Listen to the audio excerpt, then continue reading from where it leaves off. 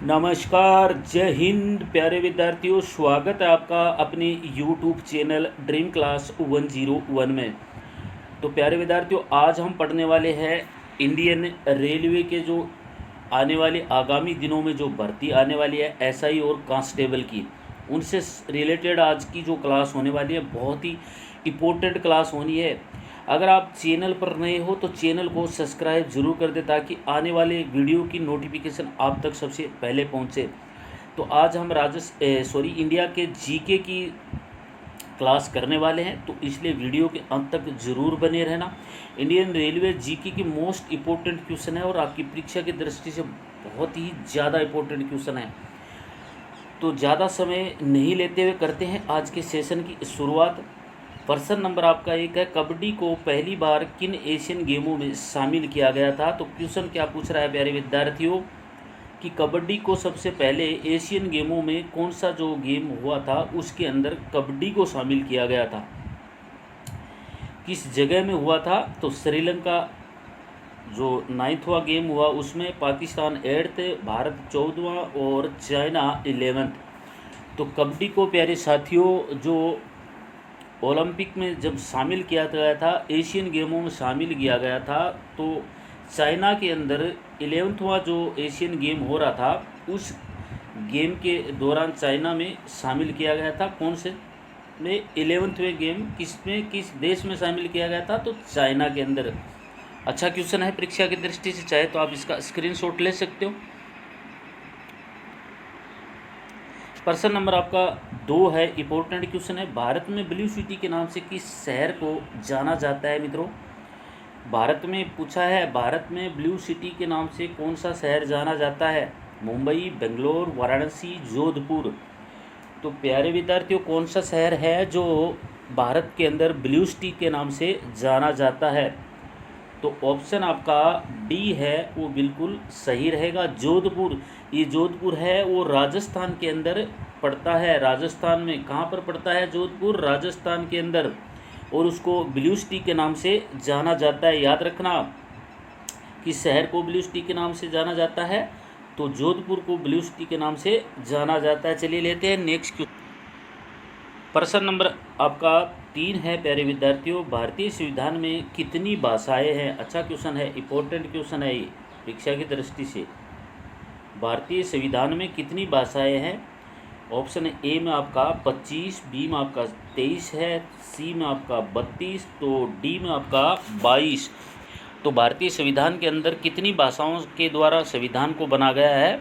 तो प्यारे विद्यार्थियों, डी ऑप्शन आपका बिल्कुल सही रहेगा। भारतीय संविधान के अंदर 22 भाषाएं निर्मित है। अच्छे क्वेश्चन है, इसलिए वीडियो के अंत तक जरूर बने रहना। प्रश्न नंबर आपका 4 है। प्रश्न नंबर 4 आपका साथियों, गुप्त काल में कौन सी गुफाएं निर्मित की गई थी। गुप्तकालीन में कौन सी गुफाएं हैं वो निर्मित की गई थी। गारो गुफाएं, एंग्लो गुफाएं, अजंता एलोरा गुफाएं या सोफी गुफाएं। गुफा पूछा है और काल को, तो कौन से काल के अंदर है वो गुफा निर्मित की गई थी। तो सी ऑप्शन है वो आपका सही रहेगा। अजंता एलोरा की जो गुफाएं है वो गुप्त काल के अंदर निर्मित की गई थी। भारत की सबसे पुरानी गुफाओं में से एक जानी जाती है। C option is correct option. तो प्यारे विद्यार्थियों, उन विद्यार्थियों के लिए इम्पोर्टेंट क्लास है जिन विद्यार्थियों के जो ऑनलाइन क्लासेज नहीं लेते हैं, सिलेबस है वो नहीं खरीद पाते हैं, तो वो यूट्यूब चैनल ड्रीम क्लास 101 के ऊपर उनको पूरा वीडियो मिल जाएगा। और आप अपनी तैयारी को और ज़्यादा मजबूत करने के लिए अपना चैनल है ड्रीम क्लास 101, उसके ऊपर आपको रेलवे, आरपीएफ, कांस्टेबल और एसआई संबंधी जितने भी वीडियो हमारे द्वारा उपलब्ध करवाए जाएंगे आप तक ज़रूर पहुंचाएंगे। इसलिए चैनल को सब्सक्राइब ज़रूर कर लेना, वीडियो को ज़्यादा से ज़्यादा शेयर करना। प्रश्न नंबर 5 आपका, मोहनजोदड़ो को अन्य किस नाम से जाना जाता है विद्यार्थियों। तो मोहनजोदड़ो को अन्य किस नाम से जाना जाता है। हड़प्पा, कालीबंगा, खजुराहो या माउंट ऑफ डैड। तो प्यारे विद्यार्थियों, किस नाम से, अन्य नाम से मोहनजोदड़ो को जाना जाता है? तो ऑप्शन आपका डी है वो बिल्कुल सही रहेगा। मोहनजोदड़ो को अन्य माउंट ऑफ डैड के नाम से जाना जाता है। D is correct option. प्रश्न नंबर आपका 6 है, खट्टे फलों में कौन सा एसिड होता है? अच्छा क्वेश्चन पूछा है, ये साइंस का क्वेश्चन है। आपकी परीक्षा में इस तरीके के बहुत सा ऐसे क्वेश्चन है जो परीक्षा की दृष्टि से इम्पोर्टेंट क्वेश्चन आपके लिए बनाए गए हैं। यहाँ पर पूछा है आपको कि खट्टे फलों में कौन सा एसिड होता है? साइट्रिक एसिड, अमी एसिड, सेमी न्यूड एसिड या खट्टी एसिड। तो खट्टे फलों में प्यारे विद्यार्थियों कौन सा एसिड होता है? ए ऑप्शन आपका बिल्कुल सही रहेगा। साइट्रिक एसिड होता है वो खट्टे फलों में पाया जाता है। तो A option is correct option. प्रश्न नंबर आपका 7 है, भारत में प्रधानमंत्री के ओहदे को क्या माना जाता है? भारत में जो प्रधानमंत्री का ओहदा होता है उसको क्या माना जाता है मित्रों? कार्यकारी प्रमुख, सर्वोपरि, भारत का राजा, भारत का किरदार। क्वेश्चन इज इम्पोर्टेंट है, बहुत ही महत्वपूर्ण क्वेश्चन है। भारत में प्रधानमंत्री के ओहदे को क्या माना जाता है? तो ऑप्शन आपका ए है वो बिल्कुल सही रहेगा। भारत में प्रधानमंत्री के ओहदे को कार्यकारी प्रमुख माना जाता है। याद रखना, ये क्वेश्चन है परीक्षा में बहुत बार रिपीट हो चुका है, चाहे तो आप इसका स्क्रीनशॉट ले सकते हैं। प्रश्न नंबर आपका 8 है साथियों, ताजमहल, बीबी का मकबरा, एतमाद उद दौला किसकी स्मारक है? अच्छा क्वेश्चन पूछा है, ताजमहल, बीबी का मकबरा, एतमाद उद दौला, ये जो सारी चीज़ें हैं वो किस चीज़ की स्मारक है? मृत व्यक्ति की, जिंदा व्यक्ति की, सामान्य व्यक्ति की या गोल छतरी? तो सारे के सारे प्यारे विद्यार्थियों ऑप्शन आपका है वो ए बिल्कुल सही रहेगा। ये जितने भी हैं, ताजमहल है तो ये मर्द औरत की मृत्यु है, जो मुमताज़ है उसकी मूर्ति है। तो ये जितने भी आपको मैंने बताए हैं, ताजमहल, बीबी का मकबरा, एतमाद उद दौला, और ये सारी की सारी स्मारक हैं, किसकी है? मृत व्यक्तियों की। तो ए ऑप्शन आपका बिल्कुल सही रहेगा। तो साथियों, अपना YouTube पर टाइम रहता है वीडियो आने का, उस टाइम को आप ज़रूर नोट कर लें। शाम को 1859 पर आपको वीडियो है वो डेली मिल जाएगा। सुबह अब अगर आप देखना चाहते हैं तो 1159 पर आपको हमारे YouTube चैनल पर आपको वीडियो मिल जाएगा। RPF संबंधी, रेलवे की जितने भी क्वेश्चन हमारे से हो सकता है उतने के उतने आप तक उपलब्ध करवाएंगे, इसलिए आप चैनल को सब्सक्राइब करके ज़रूर रखना।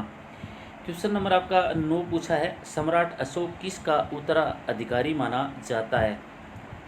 सम्राट अशोक किसका उत्तराधिकारी माना जाता है? बिंदुसार का, पृथ्वीराज का, सुंदरनाथ का या सुभाष चंद्र का?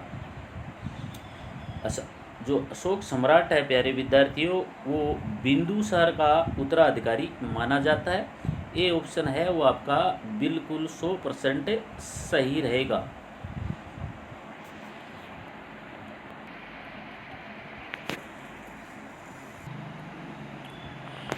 तो प्यारे विद्यार्थियों, आज की क्लास में हम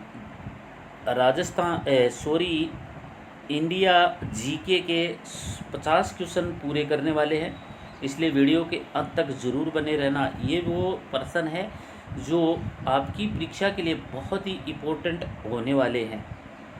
भारतीय संविधान को पहली बार कब संशोधित किया गया था?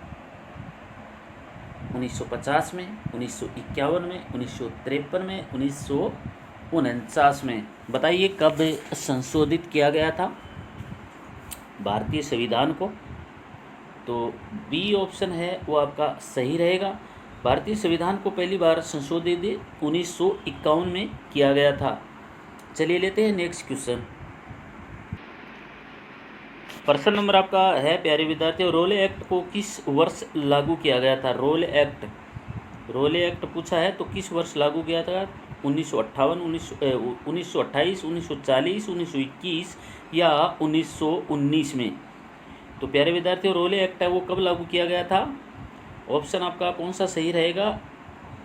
डी ऑप्शन है वो आपका सही रहेगा। 1919 के अंदर रोले एक्ट को लागू किया गया था। चलिए लेते हैं नेक्स्ट क्वेश्चन। बने रहिए वीडियो के अंत तक। वीडियो के अंत में मैं बताने वाला हूं कि आपकी आरपीएफ की जो परीक्षा होने वाली है उसमें कौन कौन से क्वेश्चन है वो आने की 101 संभावना है, इसलिए वीडियो के अंत तक जरूर बने रहना। प्रश्न नंबर आपका 12 है, महाराणा प्रताप बुलबुल किससे कहते थे? महाराणा प्रताप है वो बुलबुल के नाम से किससे पुकारते थे या किससे बुलबुल कहते थे? अपने घोड़े को, अपनी तलवार को, अपने भाले को, अपनी रानी को? तो बताइए कौन सा ऑप्शन है वो आपका सही रहेगा। महाराणा प्रताप जब ज़्यादा ही खुश होते थे, ज़्यादा ही मौज मस्ती करने निकलते थे, सवारी करने निकलते थे, तो अपना जो बुलबुल है वो घोड़े को बोलते थे। ए ऑप्शन आपका बिल्कुल सही रहेगा। 100% A option is correct option. तो साथियों, चैनल को सब्सक्राइब जरूर करके रखना ताकि आने वाले आरपीएफ जो कांस्टेबल एसआई की जो भर्ती है उसके बारे में जो भी कोई सूचना होगी, जो भी आपका सिलेबस के बारे में जितना भी मटेरियल होगा इसी चैनल पर मिलेगा, ड्रीम क्लास 101 के ऊपर। अभी आपका क्वेश्चन है 13, सिंधु घाटी सभ्यता का बंदरगाह है कहाँ पर था? ये सिंधु घाटी सभ्यता का बंदरगाह पूछा है, कहाँ पर था? कालीबंगा, हड़प्पा, लोथल या मोहनजोदड़ो या लोथल? तो प्यारे विद्यार्थियों, जो कालीबंगा थी उसका जो अंदर पुरानी इनकी सिंधु घाटी है उसकी सभ्यता का जो बंदरगाह था कहाँ था? कालीबंगा के अंदर था। तो ऑप्शन आपका ए है वो बिल्कुल सही रहेगा। प्रश्न आपका 12 है, अच्छा क्वेश्चन बन रहा है परीक्षा की दृष्टि से। जैन धर्म में महावीर को क्या माना जाता है? जैन धर्म है उसके अंदर महावीर जी को क्या माना जाता है? वास्तविक संस्थापक, वारिस, गुरु या अनुयायी? अच्छा क्वेश्चन है परीक्षा की दृष्टि से। तो प्यारे विद्यार्थियों, जैन धर्म के अंदर महावीर जी को वास्तविक संस्थापक माना जाता है। जैन धर्म की स्थापना किसने की थी? तो महावीर जी ने की थी, इसलिए उनको वास्तविक संस्थापक है जैन धर्म का वो महावीर जी थे। ए ऑप्शन है आपका बिल्कुल सही रहेगा। तो साथियों, अब थोड़ा सा स्पीड के साथ क्वेश्चन करने वाले हैं अगले। प्रश्न नंबर आपका 16 है, मगध के उत्थान के लिए निम्न में से कौन सा शासक उत्तरदायी था? मगध का उत्थान पूछा है तो उसमें कौन सा शासक था वो उत्तरदायी था? बिम्बसार, बाबूसार या बीरबल या मगध राजा? तो ऑप्शन है वो आपका बी ए है, सही रहेगा। बिम्बसार था वो मगध के उत्थान के लिए उत्तरदायी राजा माना जाता था। तो ऑप्शन आपका ए है वो बिल्कुल सही रहेगा। चलिए लेते हैं प्रश्न नंबर आपका 17 है, बहुत ही इजी क्वेश्चन है लेकिन ये भी किसी किसी के लिए डिफिकल्ट क्वेश्चन बन जाता है। तो इसरो के हेडक्वार्टर कहाँ पर है प्यारे विद्यार्थियों? बेंगलोर, चेन्नई, हैदराबाद या केरल? बताइए कहाँ पर है। कमेंट करके इसको ज़रूर बताना मुझे कि कहाँ पर था। मैंने उसी टाइम पूछा तो बीच में आप कमेंट करो कि इसरो का हेडक्वार्टर है वो कहाँ पर है। तो ऑप्शन आपका ए है बिल्कुल सही रहेगा। इसरो का जो हेडक्वार्टर है प्यारे मित्रों वो बेंगलोर के अंदर है। प्रश्न नंबर आपका 18 है, अच्छा क्वेश्चन है, भारत में कौन सी नोट इशू सिस्टम फॉलो की जाती है? भारत का पूछा है, भारत के अंदर कौन सी नोट इशू सिस्टम फॉलो की जाती है? Minimum reserve bank system, minimum bank system, minimum marketing, minimum balance? तो भारत के अंदर नोट इशू सिस्टम है वो प्यारे विद्यार्थियों कौन सी है? ए ऑप्शन आपका बिल्कुल सही रहेगा। मिनिमम रिजर्व सिस्टम है उसको भारत की नोट इशू सिस्टम को फॉलो किया जाता है। तो ए ऑप्शन आपका बिल्कुल सही रहेगा। प्रश्न आपका 19 है मित्रों, मिल्खा सिंह को किस नाम से जाना जाता है? ये आपका जीके क्वेश्चन है, बहुत ही अच्छा क्वेश्चन है। मिल्खा सिंह कौन था और उसको किस नाम से जाना जाता था? Flying Sikh of Sardar, flying Sikh of Sardar, bullet express, भाग मिल्खा भाग? तो मिल्खा सिंह को किस नाम से जाना जाता है? तो ए ऑप्शन आपका सही रहेगा, फ्लाइंग सिख ऑफ सरदार। मिल्खा सिंह भारत का एक शॉर्ट रनिंग का बहुत ही अच्छा रेसर था। उन्होंने अपनी लाइफ के अंदर बहुत ही अच्छे अच्छे रिकॉर्ड हासिल किए हैं। तो ए ऑप्शन है आपका सही रहेगा, Sikh of flying Sikh of के नाम से जाना जाता है। ये क्वेश्चन है परीक्षा के अंदर कई बार पूछा जा चुका है। प्रश्न नंबर आपका 20 है मित्रों, भारत की सबसे पुरानी पर्वत श्रृंखला कौन सी है? भारत की पूछा है, भारत की सबसे पुरानी पर्वत श्रृंखला है वो कौन सी है मित्रों? तो अरावली पर्वत श्रृंखला, गुरु शिखर या नीलगिरी गारो की पहाड़ियाँ। तो इनमें से कौन सी भारत की सबसे पुरानी पर्वत श्रृंखला है या मित्रों? तो ऑप्शन आपका ए है वो सही रहेगा। अरावली की जो पर्वत है वो भारत की सबसे पुरानी पर्वत श्रृंखला है, याद रखना। गुरु शिखर इसी की ऊंची चोटी है अरावली पर्वत की। अगर गुरु शिखर की बात करें तो इसकी जो ऊंचाई है वो 1722 किलोमीटर है। नीलगिरी ये ईस्ट साइड की पहाड़ियाँ हैं। तो अच्छे क्वेश्चन है आज की परीक्षा, आपकी परीक्षा की दृष्टि से आज के जितने भी क्वेश्चन बन रहे हैं मोस्ट इम्पोर्टेंट क्वेश्चन होने वाले हैं, इसलिए वीडियो के अंत तक जरूर बने रहना। प्रश्न नंबर आपका 16 है, आंध्र प्रदेश का लोक नृत्य क्या है? आंध्र प्रदेश का लोक नृत्य पूछा है तो कौन सा है? कुचिपुड़ी, ओनमनी, लुंगी या ओणम? ओणम है तो प्यारे विद्यार्थियों ये तो केरल का है, लुंगी उनका जो बांधते हैं वो डांस वगैरह, ओणम है ये भी केरल का है। तो ए ऑप्शन है वो आपका सही रहेगा। कुचिपुड़ी है वो आंध्र प्रदेश का लोकप्रिय नृत्य है। तो ए ऑप्शन आपका बिल्कुल सही रहेगा। प्रश्न नंबर आपका 22 है, किस भारतीय ने प्रबुबुद्ध भारत पत्रिका शुरू की थी? भारत प्रबुबुद्ध भारत पत्रिका पूछा है, किस भारतीय ने की थी? स्वामी विवेकानंद, लाल बहादुर शास्त्री, पंडित जवाहरलाल नेहरू या महात्मा गांधी? ऑप्शन आपका कौन सा सही रहेगा? ए ऑप्शन है वो आपका बिल्कुल सही रहेगा। स्वामी विवेकानंद ने प्रबुबुद्ध भारत पत्रिका की शुरुआत की थी। चलिए लेते हैं नेक्स्ट क्वेश्चन।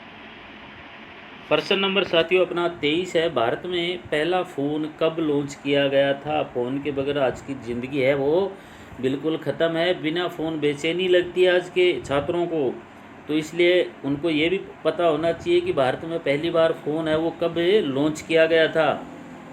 1996, 1995, 1990 या 1995? यहाँ पर आपका ऑप्शन है प्यारे विद्यार्थियों 4 है 1994। तो भारत में पहली बार फ़ोन है वो कब लॉन्च किया गया था? तो डी ऑप्शन आपका बिल्कुल सही रहेगा। 1995 में भारत में पहला फ़ोन है वो लॉन्च किया गया था। कांग्रेस के कार्यकाल के दौरान राजीव गांधी, जो डी ऑप्शन है वो आपका सही रहेगा। भारत में पहला फ़ोन है 1995 में लॉन्च किया गया था। प्रश्न आपका 24 है मित्रों, किससे सीमांत गांधी कहा जाता है? अगर गांधी पूछा है सीमांत गांधी, सीमांत गांधी के नाम से ये क्वेश्चन है, कई बार परीक्षा के अंदर पूछा जा चुका है। रेलवे संबंधी, रेलवे के एग्ज़ाम में भी कई बार पूछा जा चुका है ये। तो सीमांत गांधी किसे कहा जाता है? अब्दुल गफ़ार खां, फ़तेह अली खान, उस्ताद जाकिर हुसैन या बहरू खां? तो प्यारे विद्यार्थियों ऑप्शन आपका कौन सा सही रहेगा? उस्ताद जाकिर हुसैन है, उसको तबला वादक के नाम से भारत के अंदर जाना जाता है। और ऑप्शन आपका जो ए है वो बिल्कुल सही रहेगा। अब्दुल गफ़ार को सीमांत गांधी के नाम से जाना जाता है। तो ए ऑप्शन आपका बिल्कुल सही रहेगा। तो यहाँ पर क्वेश्चन आपको 25 पूछा है प्यारे विद्यार्थियों, स्वतंत्र भारत का पहला गवर्नर कौन था? स्वतंत्र भारत का पहला गवर्नर कौन था?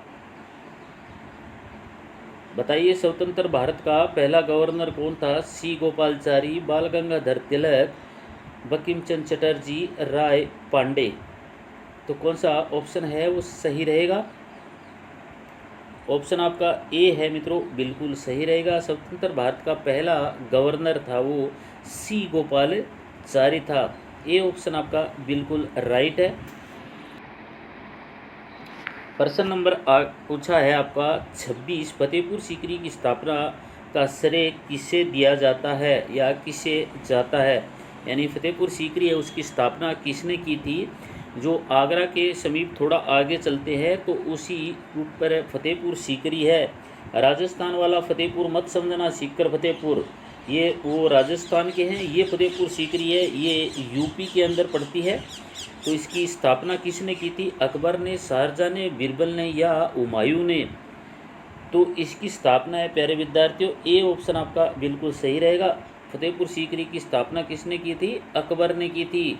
Option is A correct option. प्रश्न नंबर आपका 27 है, अच्छा क्वेश्चन है, परीक्षा की दृष्टि से इम्पोर्टेंट क्वेश्चन है, क्योंकि आपको परीक्षा में पूछा जाता है पहला या लास्ट का पूछा जाता है, या तो पहला पूछा जाता है कोई भी चीज़ हो या उसका लास्ट का होता है, या बीच का जो सिस्टम होता है उसको कम ही पूछा जाता है। तो इसलिए भारत में पहली बार राष्ट्रीय आपातकालीन है उसकी घोषणा कब की गई थी, यानी राष्ट्रपति शासन है वो भारत में पहली बार कब लागू किया गया था, 1965 में, 1963 में, 1964 में या 1962 में। तो प्यारे मित्रों कब लागू किया गया था, डी ऑप्शन आपका बिल्कुल सही रहेगा। 1962 में है भारत में पहली बार राष्ट्रीय आपातकालीन घोषित किया गया था। प्रश्न आपको पूछा जा रहा है प्यारे विद्यार्थियों, यदि राष्ट्रपति का पद खाली है तो उसे कितनी अवधि के अंदर भरना आवश्यक होता है। अच्छा क्वेश्चन है, नॉर्मल क्वेश्चन है, लेकिन नॉर्मल भी क्वेश्चन है, कई बार परीक्षा में चित्त चढ़ जाता है, इसलिए ऐसे क्वेश्चन को रिपीट करना भी बहुत ही ज़रूरी होता है। तो भारत में राष्ट्रपति का पद जब खाली होता है तो 6 महीने के अंदर अंदर है वो पद को भरना पड़ता है, उस पद के ऊपर राष्ट्रपति को बैठाना पड़ता है। इसलिए आपका ऑप्शन है ए ऑप्शन आपका बिल्कुल सही रहेगा। प्रश्न नंबर आपका 29 है मित्रों, भारत में सफ़ेद क्रांति का जनक किसे कहा जाता है। अच्छा क्वेश्चन है, भारत में सफ़ेद क्रांति का जनक किसे कहा जाता है। तो doctor B.R. Ambedkar, doctor V. Kurien, Radhakrishna Swami या लाल बहादुर शास्त्री।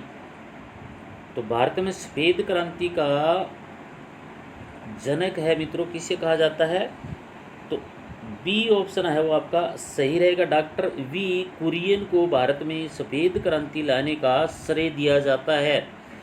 तो B option is correct option.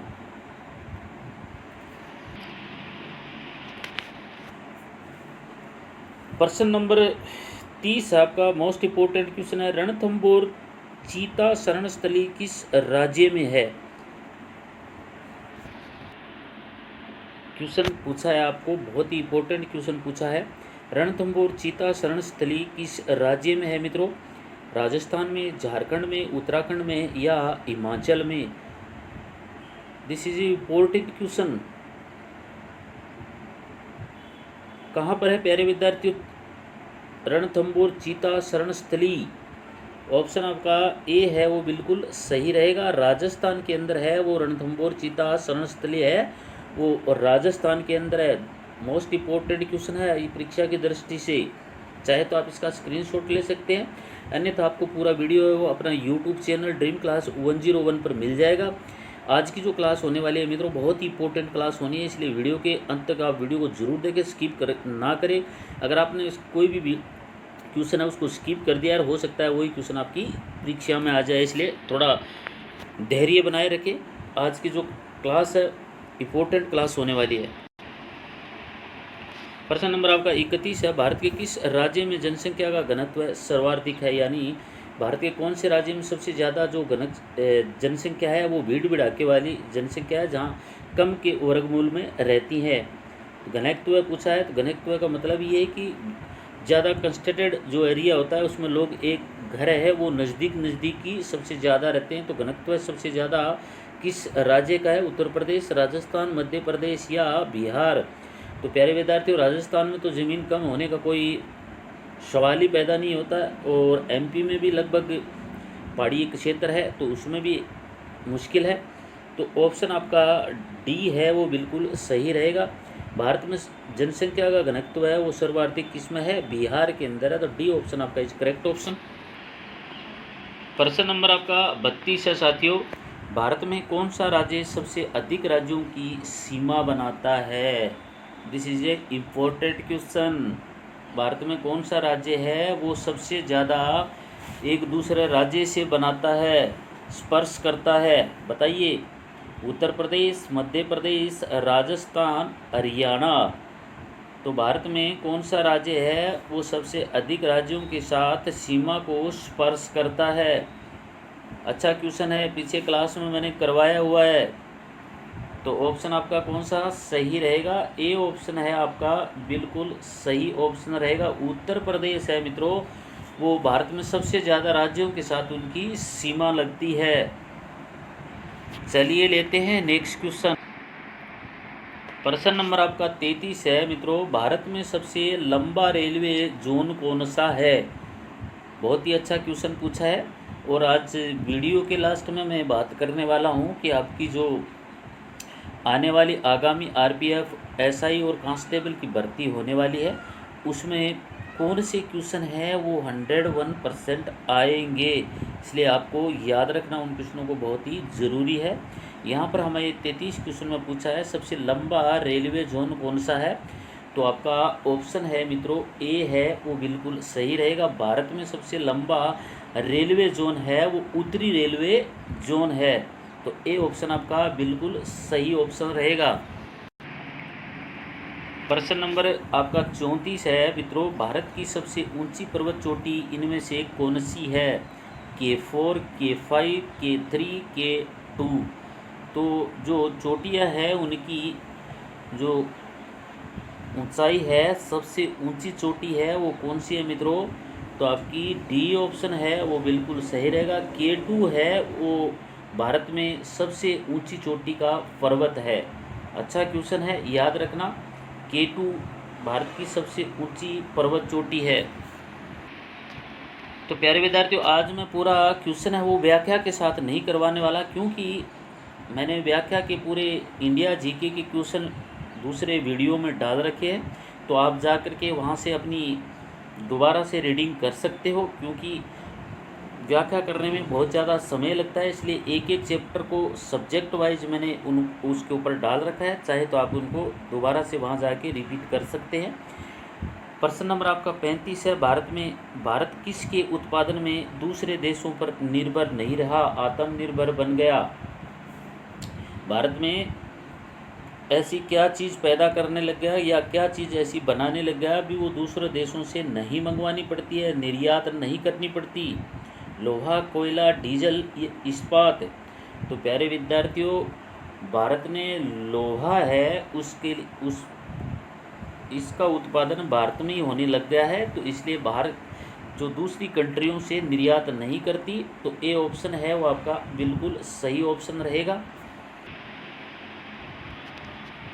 प्रश्न नंबर आपका साथियों 36 है। विश्व स्वर्ण परिषद की रिपोर्ट के अनुसार कौन सा देश स्वर्ण सबसे ज़्यादा पैदा करता है? यानी सबसे ज़्यादा जो सोना है वो किस देश में बनता है या पाया जाता है, निकाला जाता है खनिजों से?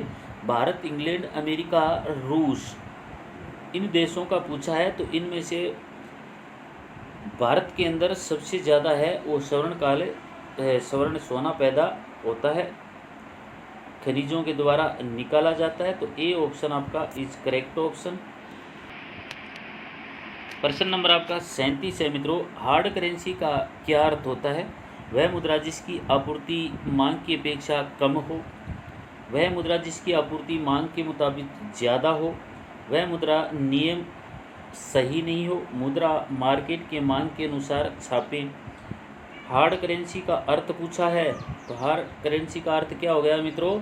ए ऑप्शन है वो आपका सही रहेगा। वह मुद्रा जिसकी आपूर्ति मांग की अपेक्षा कम हो, इसलिए उनको हार्ड करेंसी कहा जाता है। तो ए ऑप्शन आपका बिल्कुल सही रहेगा। क्वेश्चन नंबर आपका 38 पूछा है। संयुक्त राष्ट्र शासकीय रूप 1945 में किस तिथि को अस्तित्व में आया था? यानी संपूर्ण रूप से संयुक्त राष्ट्र की जो शासकीय रूप है 1945 में किस तिथि को अस्तित्व में आया था? 26 नवंबर, 24 अक्टूबर, 15 अगस्त, 26 जनवरी। कौन सा ऑप्शन है वो आपका साथियों सही रहेगा? तो आपका बी ऑप्शन है वो बिल्कुल सही रहेगा। 24 अक्टूबर को है वो संयुक्त राष्ट्र संघ सदस्य रूप है 1945 को अस्तित्व में आया था।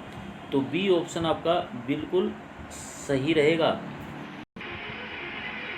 प्रश्न नंबर साथियों आपका 39 है, संयुक्त राष्ट्र संघ की सुरक्षा परिषद के सदस्यों की कुल कितनी संख्या होती है? संयुक्त राष्ट्र संघ की सुरक्षा परिषद के सदस्यों की कुल कितनी संख्या होती है? 16, 18, 22, 15। तो कितनी संख्या होती है मित्रों? डी ऑप्शन है वो आपका बिल्कुल सही रहेगा, 15 होती है संयुक्त राष्ट्र संघ के सदस्यों की संख्या। चलिए लेते हैं नेक्स्ट क्वेश्चन। प्रश्न नंबर आपका 40 है मित्रों, अंतर्राष्ट्रीय न्यायालय में न्यायाधीशों की संख्या कितनी होती है? 15, 20, 19 या 22? तो मित्रों ऑप्शन आपका ए है वो बिल्कुल सही रहेगा। अंतर्राष्ट्रीय न्यायालय में न्यायाधीशों की संख्या है वो कितनी होती है? 15 होती है। तो ये ऑप्शन आपका बिल्कुल सही ऑप्शन रहेगा। प्रश्न नंबर आपका 42 है मित्रों, फरवरी मार्च 2010 को नई दिल्ली में संपन्न विश्व हॉकी टूर्नामेंट का खिताब जर्मनी को फाइनल में हराकर किसने जीता था? अच्छा क्वेश्चन पूछा है। फरवरी 2010 को नई दिल्ली में संपन्न हुआ हॉकी टूर्नामेंट को फाइनल में किसको हराकर किसने मैच जीता था? तो प्यारे विद्यार्थियों ऑप्शन आपका ए है वो बिल्कुल सही रहेगा। ऑस्ट्रेलिया ने जर्मनी को हराकर फाइनल हॉकी का मैच जीता था। तो ए ऑप्शन आपका बिल्कुल करेक्ट रहेगा। कब जीता था? 2010। Next question. प्रश्न नंबर आपका 43 है मित्रों, सचिन तेंदुलकर ने जनवरी 2011 में टेस्ट क्रिकेट में 51वां शतक किस देश के विरुद्ध मारा था? इंपॉर्टेंट क्वेश्चन है। सचिन तेंदुलकर 2011 में जो 51वां टेस्ट शतक बनाया था तो किस देश के विरुद्ध बनाया था? श्रीलंका, इंग्लैंड, न्यूजीलैंड, दक्षिणी अफ्रीका। तो बताइए किस देश के विरुद्ध 51वां टेस्ट शतक लगाया था? कौन सा ऑप्शन सही रहेगा मित्रों? तो डी ऑप्शन है वो आपका बिल्कुल सही रहेगा। सचिन तेंदुलकर ने अपना 51वां शतक है वो साउथ अफ्रीका के विरोध लगाया था। तो डी ऑप्शन है वो आपका बिल्कुल सही रहेगा। प्रश्न नंबर आपका 44 इंपॉर्टेंट क्वेश्चन है मित्रों। ये क्वेश्चन पूछा गया है परीक्षा में। समाचारों में बहुचर्चित वाडा कोड संबंधित है, बहुत चर्चा में हुआ था। ये वाडा संबंध ये किस नीति से है? बताइए। समाचार पत्रों में बहुचर्चित वाडा कोड किससे संबंधित है? राजनीति से, खेलों से, विदेशों से या युद्ध से? तो प्यारे विद्यार्थियों बी ऑप्शन है वो आपका बिल्कुल सही रहेगा। वाडा जो शब्द है वो खेलों से संबंधित है। तो बी इज करेक्ट ऑप्शन। प्रश्न नंबर आपका 45 है मित्रों, बैटिंग ब्लॉक शब्दावली किस खेल से संबंधित है? अच्छा क्वेश्चन है। बैटिंग ब्लॉक शब्दावली पूछा। बैटिंग तो क्रिकेट में होती है ना मित्रों, या कबड्डी, क्रिकेट, हॉकी या टेनिस? तो प्यारे विद्यार्थियों ऑप्शन आपका कौन सा सही रहेगा? बैटिंग ब्लॉक पूछा है तो ए ऑप्शन आपका इज करेक्ट ऑप्शन। कबड्डी के अंदर होता है बैटिंग ब्लॉक, ये कबड्डी का नियम एवं कोडिंग होता है। तो इसलिए ए ऑप्शन है वो आपका बिल्कुल सही रहेगा। क्रिकेट मत करके आ जाना, बैटिंग ब्लॉक है वो कबड्डी का शब्द है, इसलिए ए ऑप्शन आपका बिल्कुल सही ऑप्शन रहेगा। प्रश्न नंबर आपका 46 है साथियों, सन 2012 ओलंपिक खेल कहाँ आयोजित किए गए थे? बताइए। सन 2012 में ओलंपिक खेल है वो कहाँ आयोजित किए गए थे? भारत में, लंदन में, चीन में, पाकिस्तान में? तो ऑप्शन आपका बी है बिल्कुल सही रहेगा। 2012 में ओलंपिक खेल है वो लंदन में स्थापित किए गए। प्रश्न नंबर आपका 47 है, बहुत ही इजी क्वेश्चन है। कबड्डी खेल 7 है वो बिल्कुल सही रहेगा, क्योंकि कबड्डी का जो खेल होता है उसके अंदर 7 खिलाड़ी होते हैं, 11 होते हैं वो फुटबॉल के अंदर होते हैं। मोस्ट इंपॉर्टेंट क्वेश्चन है। प्रश्न नंबर आपका 48 है साथियों, खेलों में उत्कृष्ट प्रदर्शन के लिए कौन सा पुरस्कार दिया जाता है? खेलों में भाई अच्छा जो गोल्ड मेडल लेकर के आता है, फिर भारतीय गवर्नमेंट है वो उनको कौन सा पुरस्कार से सम्मानित करते हैं? खेल रत्न, अर्जुन पुरस्कार या पद्मश्री, मेजर ध्यानचंद?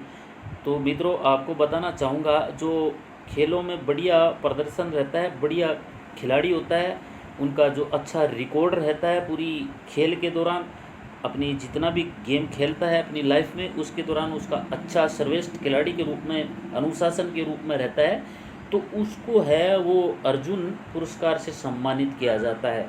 तो बी ऑप्शन आपका बिल्कुल सही रहेगा।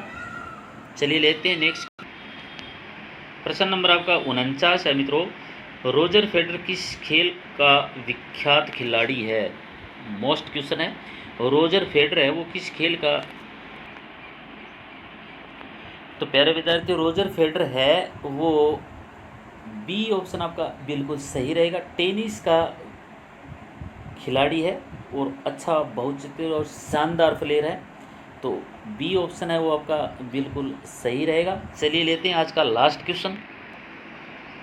आज का लास्ट क्वेश्चन है प्रश्न नंबर 50 है मित्रों। बहुत ही अच्छा क्वेश्चन है। भारत के किस निशानेबाज को बीजिंग ओलंपिक में स्वर्ण पदक अगस्त 2018 में प्राप्त किया था? बीजिंग यानी चीन में जो ओलंपिक हुआ था उसमें भारत का कौन सा प्लेयर था जिसने निशानेबाजी में स्वर्ण पदक है वो प्राप्त किया था, जीता था? कमलकांत शर्मा, सचिन तेंदुलकर, सानिया मिर्जा, विनय बिंद्रा। तो कौन सा ऑप्शन है वो साथियों आपका सही रहेगा? डी ऑप्शन है वो आपका बिल्कुल सही ऑप्शन रहेगा। अभिनय बिंद्रा है उसने निशानेबाजी के अंदर बीजिंग ओलंपिक के अंदर 2018 में स्वर्ण पदक प्राप्त किया था। तो साथियों आप अपना इंडिया का जो जीके है मोस्ट इम्पोर्टेंट क्वेश्चन है। अगर आप अपनी तैयारी को और ज़्यादा मजबूत करना चाहते हैं तो अपना यूट्यूब चैनल के ऊपर आपको पूरे वीडियो मिल जाएंगे, और अगर आप चैनल पर नए हो तो चैनल को सब्सक्राइब ज़रूर कर दें। वीडियो को लाइक और शेयर नहीं किया तो फटाफट वीडियो को लाइक और शेयर कर दें। मिलते हैं ऐसे ही बेहतरीन वीडियो के साथ, तब तक के लिए नमस्कार, जय हिंद, वंदे मातरम।